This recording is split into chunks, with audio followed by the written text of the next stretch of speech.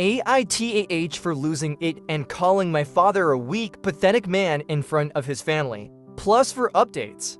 I was chatting with my uncles when I heard my father talk in the background. He was telling how a co-worker of his was going through a divorce as he discovered his wife was cheating and was having a very favorable divorce on his side.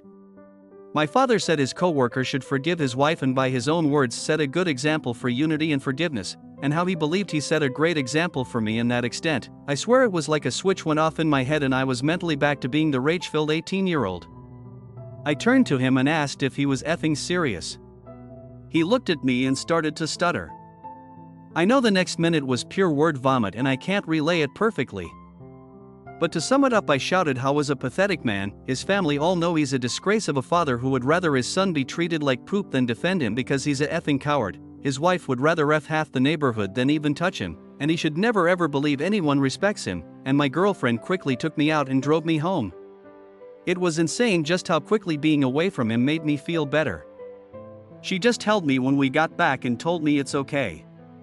I was ashamed of how I lost it and am now going to resume my therapy, that's a given. However, I'm glad I finally unloaded what always needed to be said to him. Extended family is pretty mixed with reactions. Some said it was time for him to hear it from me, but others are pissed I did that in front of the entire extended family, with some others saying I should have done that behind closed doors instead of everyone. Update number 1, 2 days later, so it was pretty much immediately when I was up the next morning that I realized I needed to resolve the events of last night. I first spoke to my girlfriend and gave a sincere apology for having her see me like that.